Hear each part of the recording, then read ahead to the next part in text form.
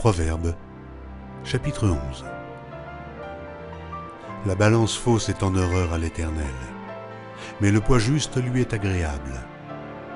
Quand vient l'orgueil, vient aussi l'ignominie, mais la sagesse est avec les humbles. L'intégrité des hommes droits les dirige, mais les détours des perfides causent leur ruine. Au jour de la colère, la richesse ne sert à rien, mais la justice délivre de la mort. La justice de l'homme intègre aplanit sa voie, mais le méchant tombe par sa méchanceté. La justice des hommes droits les délivre, mais les méchants sont pris par leur malice. À la mort des méchants, son espoir périt, et l'attente des hommes iniques est anéantie. Le juste est délivré de la détresse, et le méchant prend sa place. Par sa bouche, l'impie perd son prochain, mais les justes sont délivrés par la science. Quand les justes sont heureux, la ville est dans la joie, et quand les méchants périssent, on pousse des cris d'allégresse.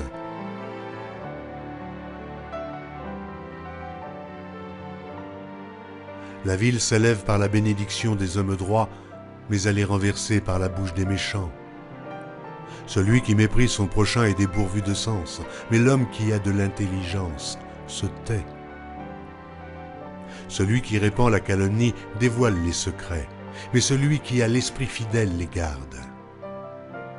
Quand la prudence fait défaut, le peuple tombe, et le salut est dans le grand nombre des conseillers. Celui qui cautionne autrui s'en trouve mal, mais celui qui craint de s'engager est en sécurité. Une femme qui a de la grâce obtient la gloire, et ceux qui ont de la force obtiennent la richesse. L'homme bon fait du bien à son âme, mais l'homme cruel trouble sa propre chair. Le méchant fait un gain trompeur, mais celui qui sème la justice a un salaire véritable. Ainsi la justice conduit à la vie, mais celui qui poursuit le mal trouve la mort.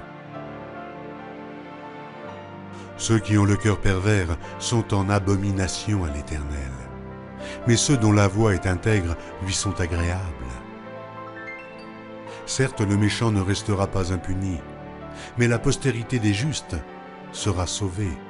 Un anneau d'or au nez d'un pourceau, c'est une femme belle et dépourvue de sens. Le désir des justes, c'est seulement le bien. L'attente des méchants, c'est la fureur. Tel qui donne libéralement devient plus riche, et tel qui épargne à l'excès ne fait que s'appauvrir. L'âme bienfaisante sera rassasiée, et celui qui arrose sera lui-même arrosé. Celui qui retient le blé est maudit du peuple, mais la bénédiction est sur la tête de celui qui le vend. Celui qui recherche le bien s'attire de la faveur, mais celui qui poursuit le mal en est atteint. Celui qui se confie dans ses richesses tombera, mais les justes verdiront comme le feuillage. Celui qui trouble sa maison héritera du vent, et l'insensé sera l'esclave de l'homme sage. Le fruit du juste est un arbre de vie, et le sage s'empare des âmes. Voici, le juste reçoit sur la terre une rétribution. Combien plus le méchant et le pécheur?